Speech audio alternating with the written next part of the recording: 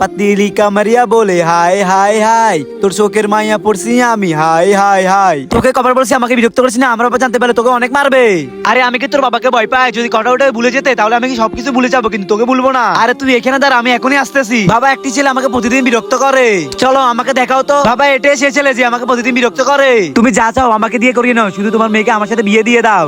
ঠিক আছে, আজকে থেকে 40 দিন পর আমার মেয়েকে তোমার সাথে বিয়ে দিয়ে দিব।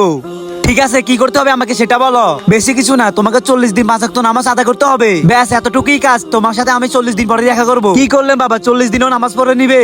তারপর কি সত্যি ওর সাথে আমার বিয়ে করিয়ে দিবে? আগে 40 দিন যেতে দাও বেটা, তারপরেরটা আমরা তারপরে ভেবে নিব।